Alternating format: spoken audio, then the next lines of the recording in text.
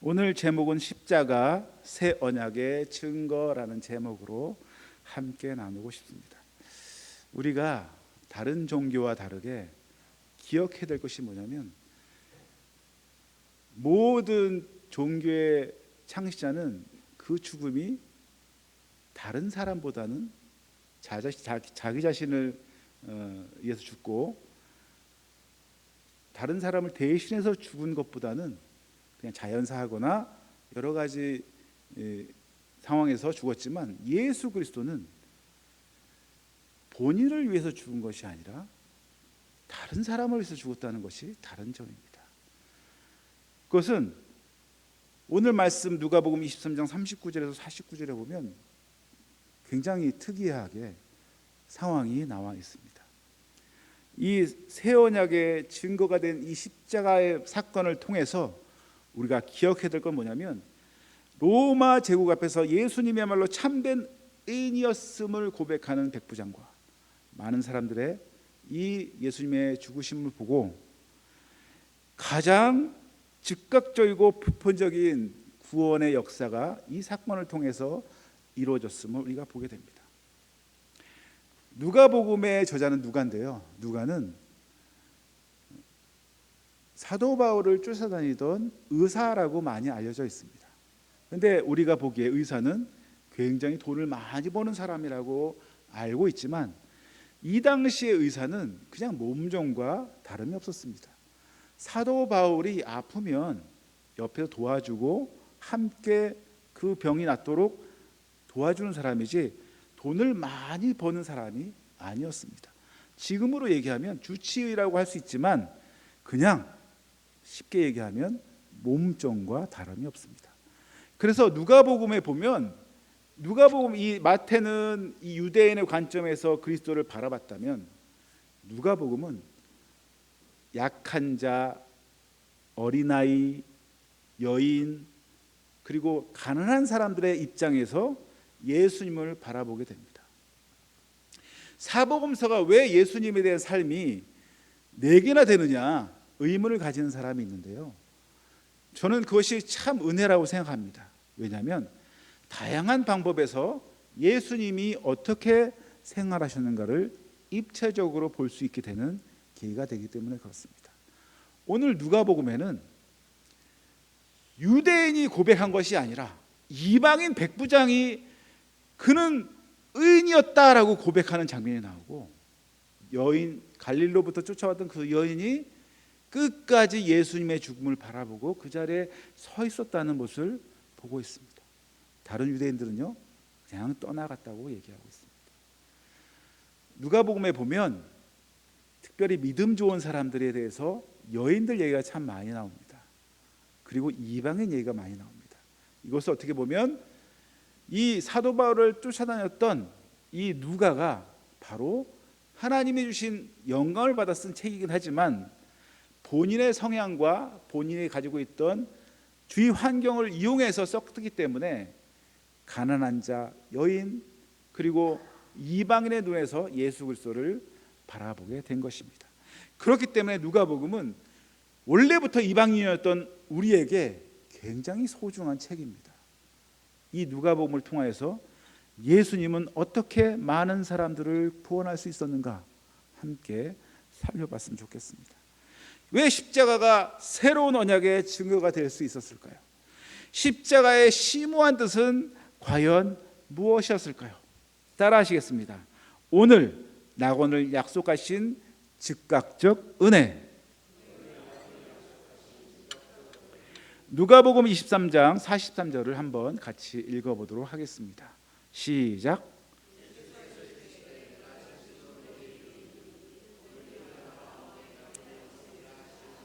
아멘. 여러분, 십자가의 고통은 굉장히 극한 고통이 있었습니다. 여러분도 아시다시피 가시 하나에 찔려도 우리는 굉장히 신경이 거슬리고 하루 종일 다른 것을 신경 못할 정도로 그 가시 박힌 손가락 때문에 다른 일을 하지 못할 정도입니다. 심지어는 우리가 큰 상처를 입고 또 배가 아프거나 몸이 조금이라도 다치면 다른 일은 전혀 생각하지 못하고 오직 이 아픈 것이 낫기를 바라면서 그 아픈 것에만 집중할 수밖에 없습니다. 그런데 오늘 십자가에 달려 그 극한 고통 속에 있던 예수님이 양옆에 두 사람과 같이 매달려 있습니다. 근데 한 사람은 조롱합니다. 네가 구원자 아니냐? 나와 너를 이 십자가에서 구원해내라. 그러나 한 죄인은 이렇게 얘기합니다. 자신이 당하는 형벌은 당연한 것이고 예수 그리스도는 이런 일을 당할 분이 아니신데 십자가 달려 계신 것이다 라고 얘기하면서 누가복음 23장 42절에 이렇게 말씀하고 있습니다. 예수여 당신의 나라에 임할 때에 나를 기억하소서. 어떻게 보면 이 한쪽 편에 있던 이 강도의 마지막 외침이었다고 볼 수가 있습니다.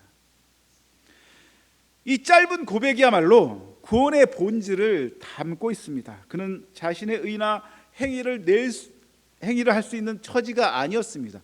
십자가에 달려 있었기 때문에 그렇습니다. 세상에서 가장 절망적인 죄인의 위치에 서 있었습니다. 하지만 그는 미래의 왕권에 가지신 예수 그리스도를 믿고 자신의 영생을 오직 그분께 맡겼습니다. 그런데 예수님께서 놀라운 약속을 하고 계십니다.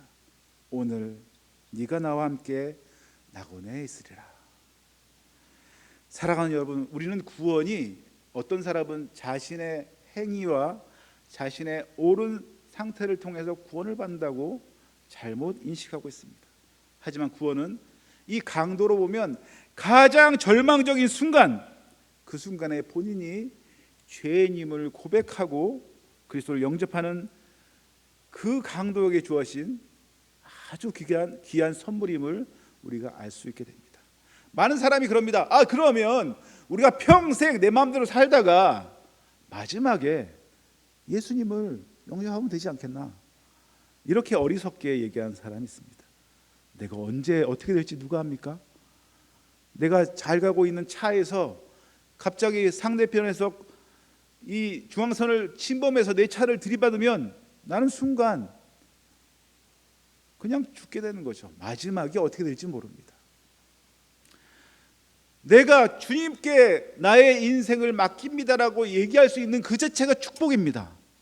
이 강도는 너무나 짧은 생명의 그 순간에 할 수밖에 없는 것이 이거밖에 없었습니다. 하지만 우리는 어떤가요? 지금도 우리가 주님께 감사할 수 있는 자리에 있습니다. 그래서 바로 오늘도 주님께 감사합니다, 주님의 은혜에 감사합니다라고 고백할 수가 있습니다. 많은 사람들이 이걸 잊어먹고 있어요. 6일 동안은 내 마음대로 살다가 주일날 성경책, 먼지 묻은 성경책을 툭툭 치고 먼지를 떨어내고 교회에 오는 사람들도 있습니다. 이게 후탁 신자라고 하더라고요. 후탁 신자. 근데 그런 사람이 정말 주님이 원하시는 사람일까요? 그렇지 않다고 생각합니다. 우리에게 주신 즉각적인 은혜를 생각하면 날마다 주님께 감사하며 나가는 그런 사람, 바로 오늘 지금 하나님께 받은 은혜를 생각하며 감사하는 삶이 진정 주님이 원하시는 삶이 아닌가 생각합니다. 오늘 네가 나와 함께 낙원에 있으리라. 이것은 굉장한 그 사람의 한 강도의 마지막 축복의 순간이었습니다. 우리는 이런 사람들과 다르게 더 풍성하게 주님과 동행하며 살 수 있습니다. 그런데 우리가 꼭 잊지 말아야 될 것은 그 행복과 은혜와 사랑이 지금 오늘도 고백할 수 있느냐입니다. 오늘 비가 추적추적 내리고 자동차는 가스가 좀 달랑달랑거리고 내가 교회를 지금 잘 갈 수 있을까 이렇게 걱정되고 주위 환경을 보면 내가 지금 하는 것이 이 다른 일도 굉장히 많이 바쁘고 이것이 맞는가 생각하면서 주님과의 은혜를 생각하지 못하고 살아갈 때가 너무 많이 있음을 고백합니다. 우리가 기억해야 될 것은 바로 오늘 낙원을 약속하신 주님의 은혜를 생각하면서 날마다 기쁨으로 살아가기를 예수님의 이름으로 축원합니다. 한경직 목사님이 고백했습니다.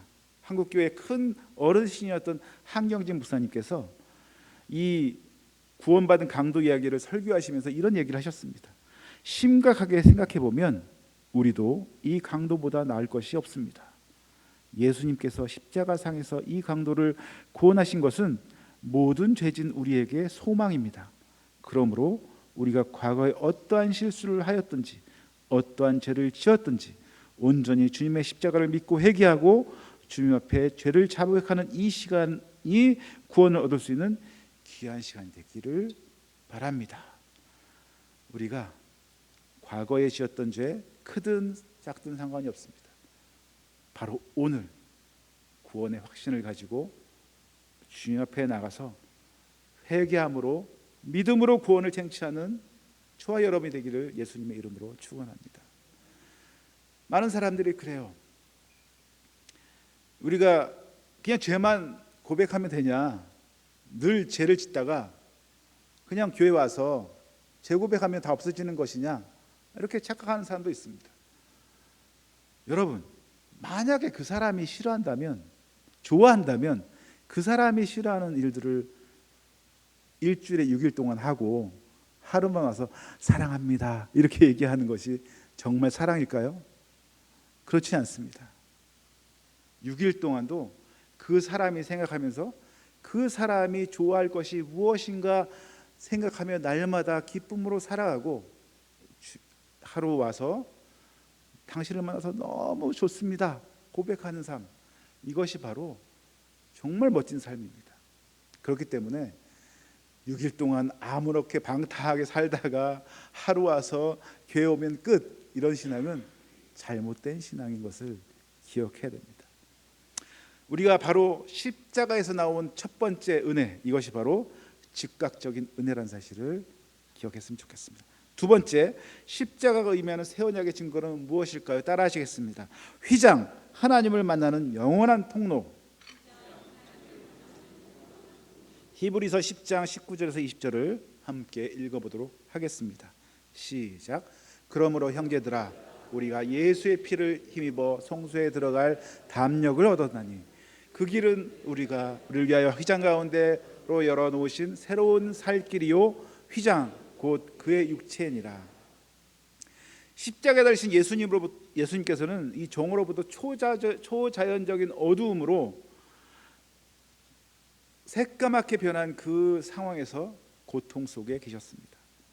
그런데 그때 신학적으로 가장 중요한 사건이 발생했습니다. 누가복음 24장 45절에 성전의 휘장이 한가운데가 찢어지더라라고 얘기하고 있습니다. 휘장이 뭔지 아십니까? 휘장은 지성소, 그러니까 하나님의 임재가 머무는 가장 거룩한 곳으로서 죄인은 절대 들어갈 수 없고 오직 대제사장이 사람의 죄를 해결할 수 있는 피를 들고 들어가는 거룩한 장소였습니다. 그 휘장은 두께가 15cm로 되어진 직물이었대요. 여러분, 옷감이 15cm라고 생각해 보십시오. 이게 몇 cm일까요? 이것도 잡아째기가 힘들죠. 근데 두께가 15cm가 되는 휘장이 기다랗게 장막처럼 이렇게 퍼져 있다고 생각하십시오. 어떻습니까? 전에 내려오는 얘기로는 황소가 양쪽에서 잡아 당겨도 절대로 찢어지지 않는 것이 바로 휘장이었다라고 얘기를 하고 있습니다.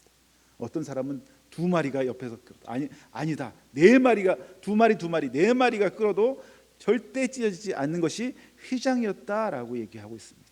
그런데 그 휘장이 찢어졌습니다. 예수님께서 십자가에서 자기 몸이 찔려서 찢어진 것처럼, 그래서 우리가 죄인이었던 우리가 하나님을 만날 수 있는 은혜를 부어주신 것처럼 그 당시에 율법적인 휘장, 하나님과 모든 사람 만날 수 없고 오직 대제사장만 들어가서 만날 수 있는 하나님을 모든 사람이 만날 수 있는 은혜로 휘장이 찢어졌습니다. 이것은 사람이 한 것이 아니라 하나님이 하신 것입니다. 하나님이 사람과 그 만남을 계속하고 싶어서 하나님이 직접 휘장을 찢은 것입니다. 그 표시로 예수 그리스도가 십자가에 달려 몸이 찢기셨던 것을 우리가 알 수 있습니다.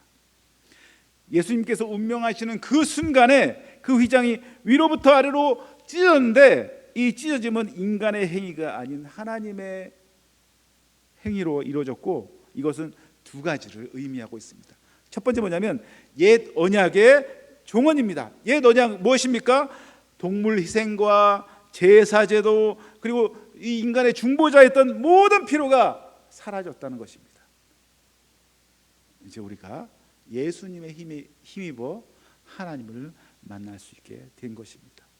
두 번째 뭐냐면 새롭고 살 길을 주님께서 열어주신 것입니다.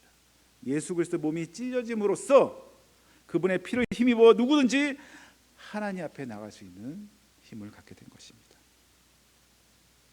우리의 하나님과 우리 관계를 한번 큰 성이라고 한번 생각해 보십시오. 너무 여리고성처럼 누구나 그 성을 넘어갈 수 없는 커다란 성이라고 한번 생각해 보십시오. 그 성처럼 휘장은 가로막혀 있었습니다. 오직 대제사장만 그 길을, 동물의 피를 들고 들어갈 수 있었습니다. 그 성문이 굳게 닫혀 있을 때는 아무도 그 성을 가지 못했습니다. 가까이 갈 엄두도 내지 못했습니다. 하지만 십자가에서 예수님이 숨을 거두시는 그 순간에 그 견고했던 성벽이 완전히 찢어져 무너졌습니다. 그래서 우리가 하나님께 나갈 수 있게 되었습니다. 우리가 어떤 사람을 통하거나 복잡한 절차를 가질 필요가 없습니다. 오직 예수 그리스도께서 자신의 살과 피로 영원한 통로를 열어주셨습니다. 이것이 바로 십자가의 본질입니다. 우리가 예수 그리스도를 믿는 담대함을 가지고 이 지성소로 들어가서 하나님께 예배할 수 있는 똑같은 결과가 지금도 일어나고 있습니다. 얼마나 큰 은혜입니까? 얼마나 큰 주님의 사랑입니까? 그래서 우리가 지금 이 순간도 나는 지금 지성소에 들어왔구나, 그런 마음으로 하나님과 만났으면 좋겠습니다. 이 웬 은혜인가? 아무도 들어갈 수 없고 오직 대제사장만 들어갈 수 있는 그 지성소에 내가 지금 들어와서 하나님과 만나고 있구나, 이런 마음이라면 얼마나 큰 은혜가 되겠습니까? 그래서 바로 이 십자가의 사건이 이것을 나타내고 있는 것입니다. 마지막입니다. 십자가가 의미하는 새 언약의 마지막 증거는 무엇입니까? 따라 하시겠습니다. 백부장, 주님을 향한 온전한 응답. 백부장 대신에 자기 이름을 넣어도 돼요. 이현우, 주님을 향한 온전한 응답. 왜냐하면 백부장은 이방인이었습니다. 그 사람은 유대인이 아니었습니다. 주님을 모르는 사람이었습니다. 그런데 예수님께서 십자가에 달려 돌아가실 때 그 입술에서 나온 마지막 얘기는 바로 백부장이 그 된 일을 보고 하나님께 영광을 돌려 이르되 이 사람은 정녕 의인이었도다 라고 고백을 하고 있습니다. 여러분은 언제 주님께서 정말 좋으신 분이 예수님이세요 라고 고백해 본 적 있습니까? 그것도 혼자 고백은 괜찮은데 이 백부장처럼 주위에 많은 사람이 있고 옆에 간수가 있고 사람들이 십자가 달려 이렇게 쳐다보는 그 수많은 사람 가운데서 백부장은 얘기했다는 것입니다. 여러분은 언제 그런 사람들 많은 곳에서 이런 고백을 해본 적 있으십니까? 저도 대학교 다닐 때 전도하기 위해서 옆에, 제 집이 이제 포항이라서 시외버스 타고 왔다 갔다 하면 꼭 제 자리 옆에 있는 사람을 전도를 하게 되었는데 웬만하면 다 들어주는데 한 번은 할아버지가 막 역정을 내시면서 안 들어주시는 거예요. 그래서 2시간 동안 내내 꾸중만 들었던 기억이 납니다. 저도 참 요 근래에는 주님을 증거하는 삶을 참 내가 살고 있지 않구나라는 생각을 많이 했습니다. 설교를 준비하면서 저도 이 백부장처럼 담대하게 사람들에게 외치는, 주님이 이런 분이시다라는 것을 고백하는 그런 사람이 다시 돼야 되겠다, 이런 생각을 하게 되었습니다. 십자가의 사건을 목격한 사람 세 부류가 있습니다. 첫 번째는 백부장입니다. 이 사람은 예수님의 처형을 집행했던 로마 군대의 지휘장이었습니다. 예수님의 죽음과 그리고 어둠, 휘장의 찢어짐, 이 초자연적인 현상을 모두 봤던 사람입니다. 이 모든 것을 보고 이 사람은 정녕 의인이었다라고 얘기를 하고 하나님께 영광을 돌렸습니다. 이방인이 하나님께 영광을 돌린다는 것은 정말 대단한 일입니다. 또 한 부류는 있습니다. 그 사람은 군중입니다. 조롱했던 무리들은 말씀에 보면 자신들이 무지하게 한 의인을 죽음에 가담하게 되었다는 걸 깨닫고 가슴을 치며 돌아갔다고 얘기하고 있습니다. 가슴을 치는 행위는 깊은 슬픔과 후회, 그리고 잠재적인 회개의 표현입니다. 또 한 부류는 여인들입니다. 갈릴리로부터 예수를 따랐던 여인들을 비롯한 예수님을 아는 많은 여인들이 멀지감 있어서 예수님의 마지막을 함께 하였습니다. 이들은 끝까지 충성심을 버리지 않고 예수님을 바라봤던 사람들입니다. 미국의 재판정에서 30년 동안 옥살을 했던 사람이 DNA 결과가 새롭게 개발됨으로써 그 현장에 30년 전에 있던 혈액을 채취한 것을 복원했다가 현대 과학이 발달함에 따라 DNA를 검사를 해보니까 그 30년 동안 옥살했던 그 사람과 DNA를 비교해 보니까 이 사람 DNA와 다르다라는 것이 밝혀져서 억울한 옥살이 30년을 하고 풀려났던 사건이 있습니다. 이때 그를 고소했고 그 사람을 미워했던 많은 사람들, 그리고 그를 지원했던 많은 사람들이 함께 모여 그 사람이 감옥에서 나오는 것을, 법정에서 나오는 그 순간을 보고 모두 함께 눈물을 흘렸다고 뉴스에 나오고 있는 것을 봤습니다. 그런데 예수님은 스스로 억울함을 풀지 않으셨습니다. 오히려 자신의 죽음을 통해서 로마 군인조차 정녕 의인이라고 고백하셨고, 군중들은 회개하고 슬퍼하며 돌아가게 했고, 그리고 예수님의 죽음은 끝까지 충성스럽게 따르는 여인들의 마지막 보는 가운데 이루어졌습니다. 사랑하는 우리 덕양중앙교회 성도님들은 이 세 사람의 부류 중에 어디에 속하고 계십니까? 나는 이방인이었지만 예수님 때문에 구원을 얻게 됐고, 그리고 지금은 비록 주님을 따르는 사람이지만 아직까지 주님을 따르는 것에 주저하고 어려워하지는 않습니까? 우리는 십자가 앞에 이 세 사람의 부류의 한 사람이 될 것입니다. 백부장의 믿음처럼 고백을 들으시겠습니까? 아니면 군중처럼 죄를 깨닫고 회개하는 삶을 살겠습니까? 아니면 갈릴리 여인처럼 변함없이 주님을 따르기로 헌신하고 있습니까? 십자가는 우리에게 죄에 대한 응답과 하나님에 대한 응답을 촉구하고 있습니다. 결론입니다. 우리는 십자가 아래서 새로운 삶을 살게 되었습니다. 따라합시다. 나는 십자가 아래서 새로운 삶을 살게 되었습니다. 아멘. 우리는 새로운 삶을 살게 되었습니다. 오늘 십자가 아래서 세 가지 놀라운 계시를 만났습니다. 첫 번째는 낙원을 약속하신 즉각적인 은혜, 그리고 휘장, 하나님을 만나는 영원한 통로, 영원한이다 윈윈한이라고 썼네요. 그리고 세 번째 백부장, 주님을 향한 온전한 응답.